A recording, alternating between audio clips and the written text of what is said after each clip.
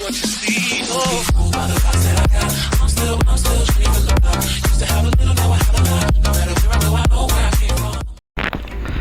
what's up guys, ito magbigay tayo ng idea about Crusade. So ayan, makikita nga natin dito may mga, ito na yung mapa. So marami na nakapag-bid, marami nang nanalo, marami nang nakakuha ng spot. So ayan, ito yung dati naming spot. So itong dalawa, kaso natalo kami sa defense. So ganito siya, paano siya nag-work. So ngayon preparing pa siya. May 13 hours and 51 minutes pang bidding. So for example, itong Kelsdale, yan, ito yung gusto nyo i-bid, ito yung gusto nyo lusubin. So meron tayong attacker na tinatawag, yun yung 20 people na isa-set ng union nyo. At magde-declare sila ng siege.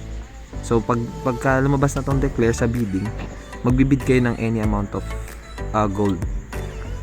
So maglalaban-laban kayo dyan, kung pataasan kayo ng gold. So once na manalo yung union nyo, kayo yung lulusob dito. Merong magiging defense na 20 na i-assign itong naka-own sa spot na to, number 83. So ayan, so mangyayari dyan, magsaset na ng players kung sino yung magde-def habang nagbibid pa. Then once na may manalo na sa bidding, eto sa conquest na yan, maglalaban-laban sa flag yan. So agawan ng flag yan, paramihan ng flag na makuha. Ang mangyayari dyan is kukunin ng red team yung flag ng blue team, tapos dadali niya sa base niya sa red team. Meron siyang iba't ibang daanan dun sa mapa. I-check natin yung mapa later on. Magpa-pop up siya sa screen. So dun may mga certain spot, kapag namatay kayo sa war ng Crusade, mabubuhay kayo dun sa dalawang spots kung saan dun lang kayo pwede mabuhay. Then pag nabuhay kayo dun, kailangan nyo bumalik sa battlefield kasi makukuha yung flag nyo. Matatalo kayo pag ganun. So once na nakuha nyo na yan, makukuha nyo tong reward na to, itong weekly income. So once na makuha nyo na yan, ang mangyayari dyan, yung attacker nyo na nakukuha na ito, aatake naman sa ibang spot dito. Kukunin nyo dyan sa spot na yan. Then magsaset kayo ng defense dito ng 20 na tao din. So yung attacker nyo dito sa Kelsdale a-attack sa ibang spot, then magsaset kayo ng magde-defend ng Kelsdale kasi for sure lulusubin nyo. So ganoon lang siya.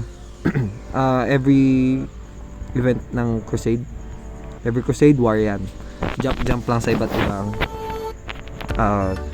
base para makuha nyo yung reward. Habang tumatagal, lalo lumalaki yung rewards nyo na makukuha weekly. Ayan.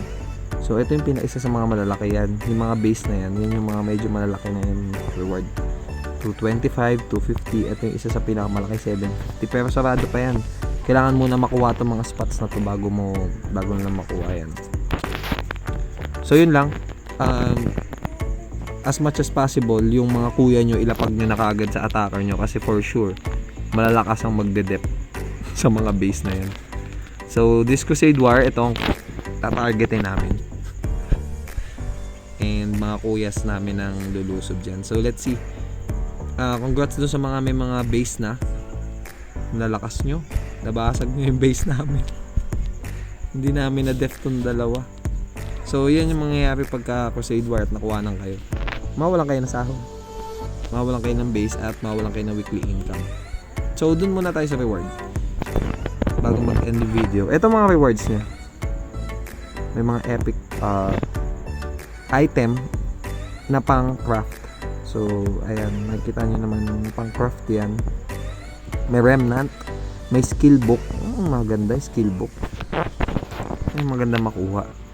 And ito yung sa lahat ng participant na umattend, pwede nyo ihati-hatiin itong 50k guild coin, 150 alluvial, and yung 135 na morion.